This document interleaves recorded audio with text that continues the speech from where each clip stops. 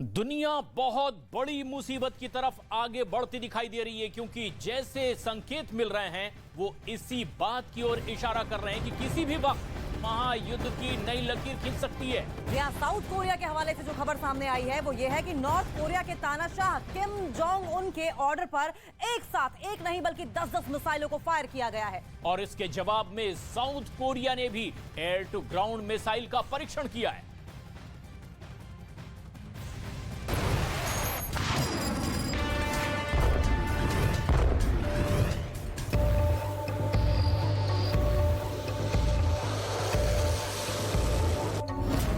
America की war drill से तिल मिलाया north Korea.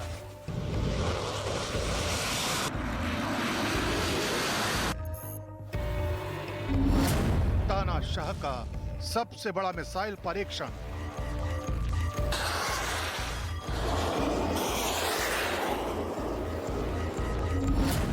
Kim Jong Un की 10 मिसाइलों का कोहराम।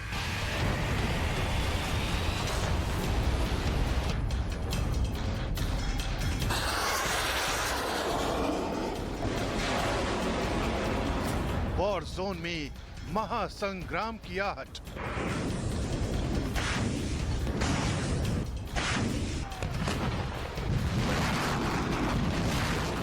दुनिया पर तीसरे विश्व युद्ध का खतरा गहराता जा रहा है।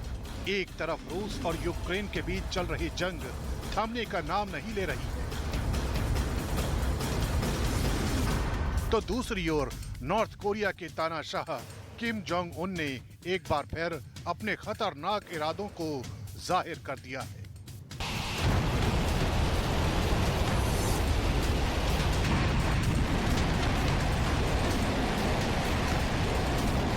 दक्षिण कोरिया के हवाले से खबर आई है कि दुश्मन मुल्क नॉर्थ कोरिया की तरफ से एक दो नहीं बल्कि 10 से ज्यादा मिसाइलों को दागा गया है।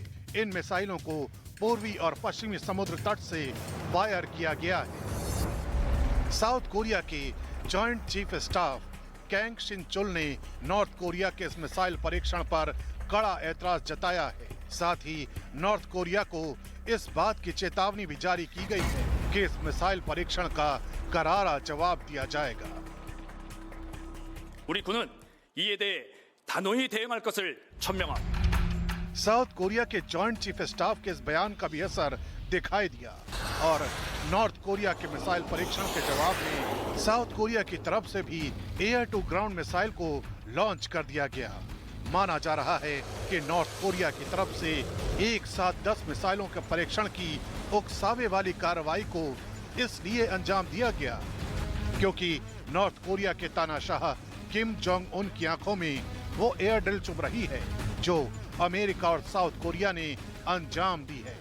अमेरिका और साउथ कोरिया के बीच चल रहे इस साझा युद्धाभ्यास को ऑपरेशन विजिलेंट स्टॉर्म नाम दिया गया है। बताया जा रहा है कि दक्षिण कोरिया और अमेरिका के इस एयर ड्रिल में 240 लड़ाकू विमान हिस्सा ले रहे हैं। ये सभी युद्धक विमान 1600 उड़ान भरेंगे। इसलिए किम जोंग उन को लग रहा है कि दुश्मन देश उनके वर्चस्व को सीधी चुनौती दे रहे हैं और यही वजह है कि शॉर्ट रेंज बैलिस्टिक मिसाइलों के ताबड़तोड़ परीक्षण के जरिए किम ये मैसेज देना चाहते हैं कि वो जब चाहे अपनी मिसाइलों का मुंह अमेरिका और साउथ कोरिया की तरफ मोड़ सकते हैं।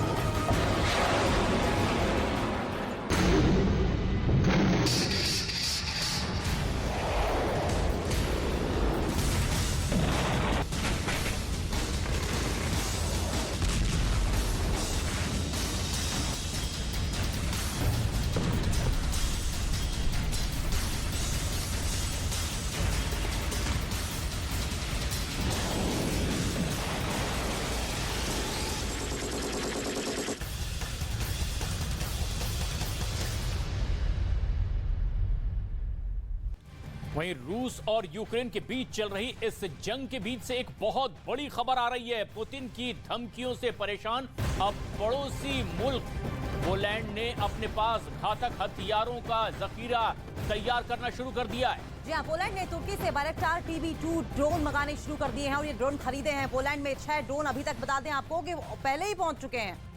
और 24 ड्रोन और पहुंचने वाले हैं, यह भी जानकारी मिल रही है। और इस बार फिर से पोलैंड ने अमेरिका से एटम बम देने की गुहार लगाई है। इसका मतलब साफ है कि रूस के पड़ोसी देश भी परमाणु हथियारों से लैस होना चाहते हैं ताकि पुतिन को करारा जवाब दिया जा सके।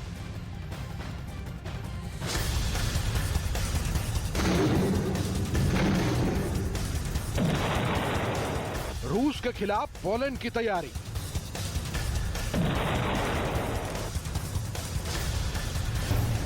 घातक हथियार खरीदने में जुटा पोलैंड।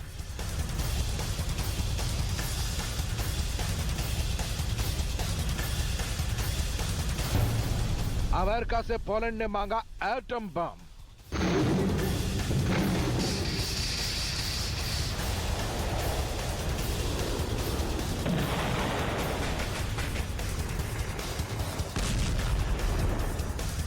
यूक्रेन से जंग लड़ रहे पुतिन को अपने पड़ोसी देश पोलैंड से बड़ी चुनौती मिलने वाली है, क्योंकि पोलैंड पुतिन की धमकियों से घबरा गया है।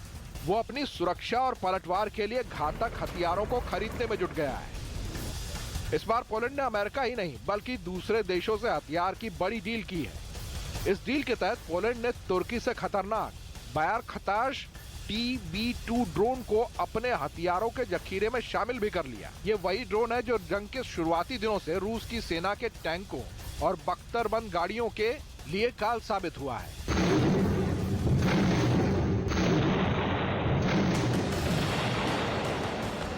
इसकी मदद से किए गए ताबड़तोड़ हमलों की वजह से कई मोर्चों पर पुतिन की फौज पीछे हटने को मजबूर हुई।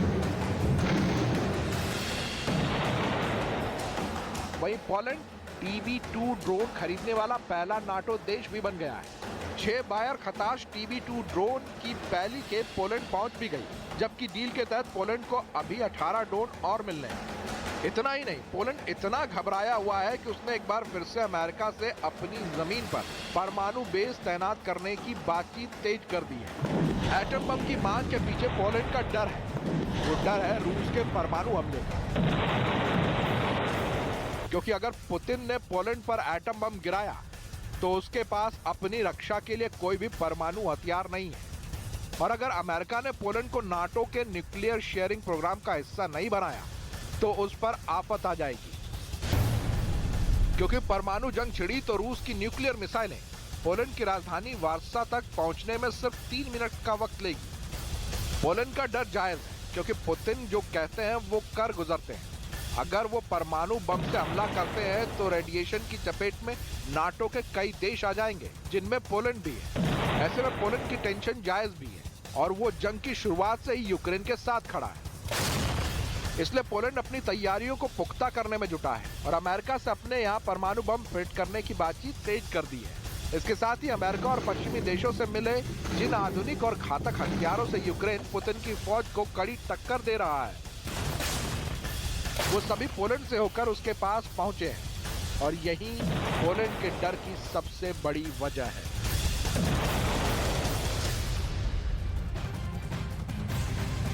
दरअसल पुतिन लगातार धमकी देते रहे हैं कि ऐसे हथियार जो कि रूस के लिए खतरा साबित होंगे, उनके लिए नाटो देशों को बड़ी कीमत चुकानी होगी।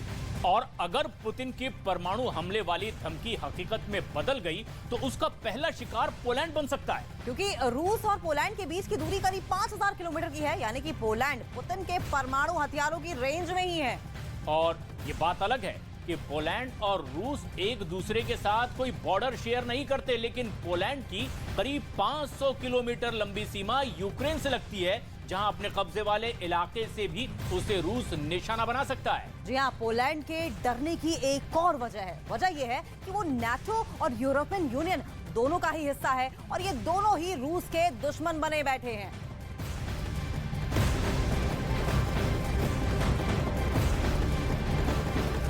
एक और बेहद अहम और बड़ी खबर आ रही है। रूसी सेना ने स्कंदर मिसाइल से यूक्रेन के सैन्य ठिकानों पर ताबड़तोड़ हमला किया है। और आपको ये भी बता दें कि ताबड़तोड़ हमले स्कंदर बैलिस्टिक मिसाइल से किए गए हैं। युद्ध में लगातार एक के बाद एक तबाही बरपाई जा रही है। रूस के सैनिकों के अटैक लगातार जारी है। वही रिटेलिएशन यूक्रेन की ओर से भी पलटवार जबरदस्त तरीके से किया जा रहा है। अब की बार इस्तेमाल स्कंदर बैलिस्टिक मिसाइल से किया गया है।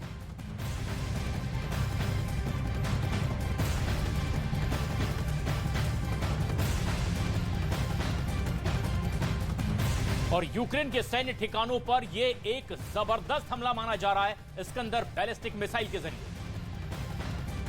और इधर यूक्रेन रूस युद्ध के बीच एक बड़ी खबर अमेरिका से सामने आ रही है। अमेरिकी मीडिया में पेंटागन के हवाले से खबर छापी गई है जिसमें दावा किया गया कि अमेरिका के सैनिक मदद के लिए यूक्रेन पहुंच गए हैं। जी हां, बताया यह भी गया है कि ये सैनिक यूक्रेन को नेटो देशों से हथियारों की जो मदद मिली है उसकी निगरानी करने के लिए वहां पर पहुंचे हैं। यूक्रेन में अमेरिका के कितने सैनिक अभी मौजूद हैं इसका सटीक पता नहीं चल पाया, लेकिन इसका मतलब यह है कि अब तक यूक्रेन की हथियारों के जरिए मदद करने वाला अमेरिका अब अपने सैनिकों को यूक्रेन की धरती पर भेज चुका है। यानी कि अब दो महाशक्तियों के बीच सीधी जंग होने वाली है।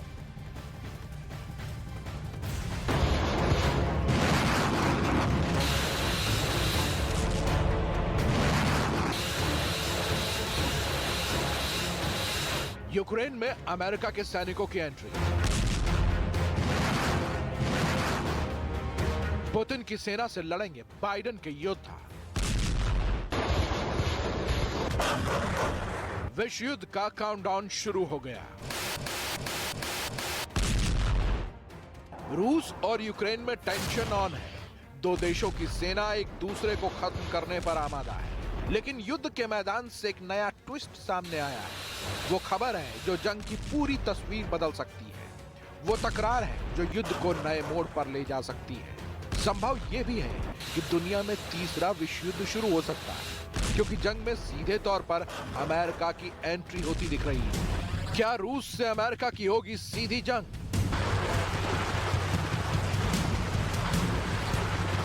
अब तक अमेरिका युद्ध में सीधे तौर पर शामिल नहीं था। वो यूक्रेन को हथियारों की मदद दे रहा था। इन हथियारों ने रूस के ठिकानों पर भयानक कहर भी बरपाया। इन्हीं हथियारों की मदद की वजह से यूक्रेन की सेना युद्ध को 8 महीने तक खींच सकी। और आज भी अमेरिका के हथियारों की बदौलत ही जेलेंस्की पुतिन की सेना पर प्रहार कर रहे हैं। अमेरिका ने साफ किया कि वो यूक्रेन को सैन्य हथियारों की मदद देता रहेगा, लेकिन सीधे तौर पर युद्ध में आने से इनकार भी करता रहा है। लेकिन अमेरिका की मीडिया में एक बड़ा दावा किया जा रहा है, वो ये कि अमेरिका के सैनिक यूक्रेन पहुंच गए हैं, जो नाटो से मिल रही मदद की निगरानी में जुटे हैं। यूक्रेन को नाटो से मिल रही हथियारों की मदद की देखरेख में जुटे हैं। ये दावा अमेरिका की मीडिया में पेंटागन के अधिकारियों के हवाले से छापी गई है। इसका मतलब ये हो सकता है कि पेंटागन जंग में सीधे उतरने की तैयारी कर रहा हो, लेकिन ऐसा हुआ तो दुनिया युद्ध के मुहाने पर आ जाएगी, क्योंकि ना ही पुतिन की सेना को किसी मोर्चे पर कम आंका जा सकता है। अमेरिका के पास पहले से ही महाशक्ति का तमगा है। इधर अमेरिका और नाटो देश दिल खोलकर यूक्रेन की मदद में लगे हैं। हथियारों से लेकर डॉलर तक यूक्रेन पर न्यौछावर किए जा रहे हैं।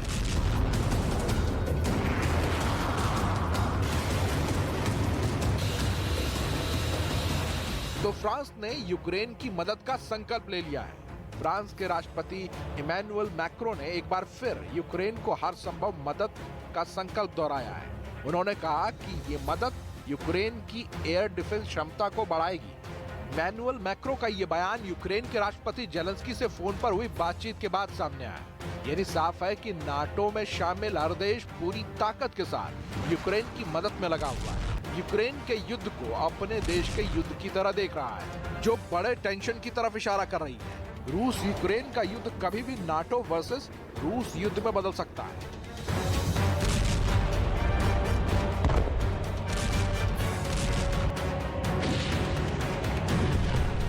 हालांकि जमीन पर युद्ध अभी दो तरफा ही है। यूक्रेन और रूस की सेना के बीच सीधे टकराव है। सबसे भयानक जंग डोनेट्स्क और लुहांस्क में हो रही है। इसका अंदाजा इस बात से लगाया जा सकता है कि रूस ने ज़पोरिज़िया पावर प्लांट की छत पर आर्मी यूनिट तैनात कर दी है। यानी रूस एक तरफ यूक्रेन से जंग लड़ रहा है, तो दूसरी तरफ उन इलाकों की हिफाजत में लगा है जिन इलाकों पर उसने कब्जा कर लिया।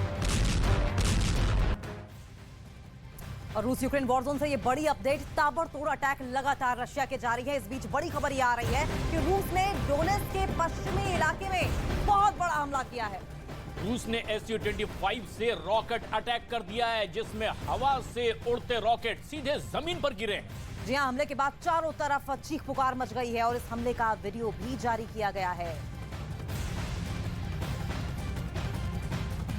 और ये तस्वीरें उसी रॉकेट हमले की है। डोनेट्स्क के पश्चिमी इलाके में भारी बमबारी SV-25 रॉकेट अटैक के जरिए की गई है। कोई पहली बार नहीं है जबकि डोनेट्स्क को इस तरीके से रशिया की ओर से निशाना बनाया गया है, लेकिन ये तस्वीर ये बताती है कि चाहे मिसाइल हो, चाहे रॉकेट हो, होवित्जर तोपें हो, इस्कंदर मिसाइल हो या फिर चाहे ड्रोन हो, हर वो पैंतरा, हर वो तरीका अपनाने की कोशिश कर रहा है रशिया जिससे कि यूक्रेन घुटने पर आ जाए। लेकिन यूक्रेन है वो मानने को तैयार नहीं, और उसकी बड़ी वजह ये है कि बैकिंग अमेरिका की, साथ साथ यूरोपियन कंट्रीज, नेटो कंट्रीज की है। और अब क्योंकि यूक्रेन इस वक्त कमजोर होता दिखाई दे रहा है, तो जो आसपास के छोटी कंट्रीज है वो भी यूक्रेन के सपोर्ट में आ गए हैं।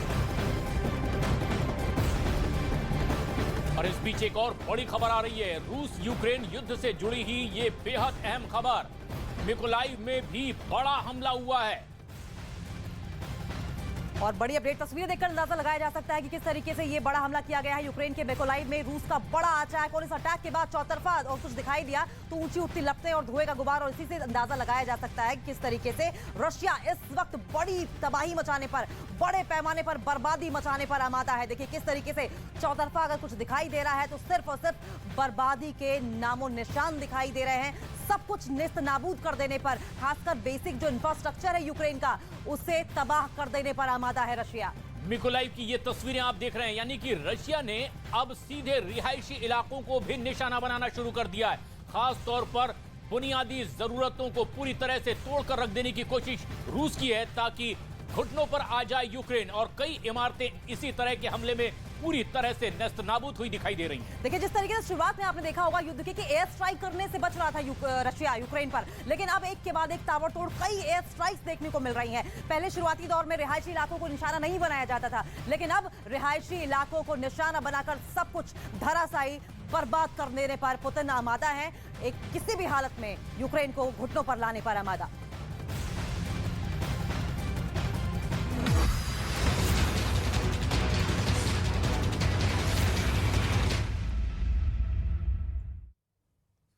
नमस्कार, आप देख रहे हैं न्यूज 18 इंडिया और मैं हूं आपके साथ अनुपमा झा। दोपहर के 2 बज चुके हैं। वक्त हो चला है देश और दुनिया की तमाम बड़ी खबरें आप तक पहुंचाने का, लेकिन सबसे पहले नजर डालेंगे